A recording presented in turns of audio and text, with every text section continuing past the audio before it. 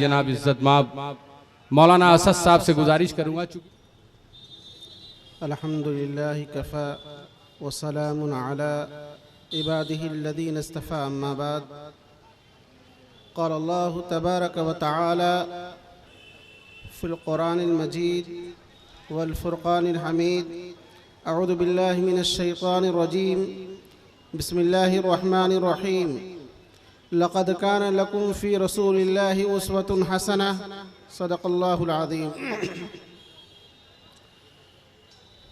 जनाब सदर और स्टेज पर बैठे हुए ज़िम्मेदारान और मुल्क के अज़ीम शहरियों,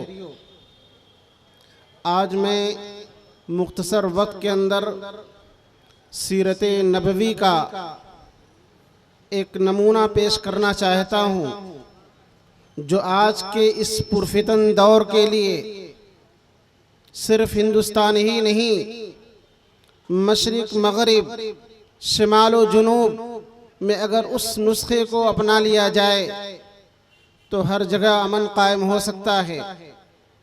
आइए हम मुताला करते हैं जनाब नबी करीम सल्लल्लाहु अलैहि वसल्लम की हयात तय्यबा का।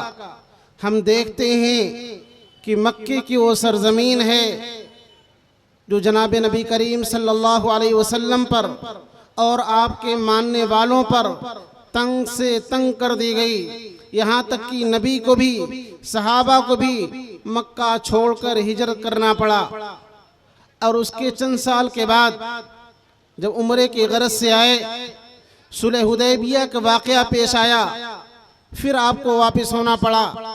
आप फिर वापस हुए और उसके चंद साल के बाद जब उसी शहर के अंदर, उसी शहर मक्का के अंदर जहाँ पर सहाबा को मारा जाता, घसीटा जाता, नबी पर जुल्म सितम के बादल जो है मंडलाते और हर तरफ जो है जुल्म ही जुल्म दिखाई देता था, जब आप सल्लल्लाहु अलैहि वसल्लम फतेह मक्का के मौके पर उस सरजमीन पर आते हैं तो वो तमाम चेहरे नजर आते हैं, वो तमाम लोग नजर आते हैं जिन्होंने जुल्म सितम का बाजार गर्म किया था। ऐसे मौके पर आका सल्लल्लाहु अलैहि वसल्लम ने इरशाद फरमाया, ला तसरीब अलैकुमुल यौम अंतुमुत तुलका, कि ऐ लोगो तुमसे कोई बास पुरस नहीं है, तमाम के तमाम लोग आज़ाद हो।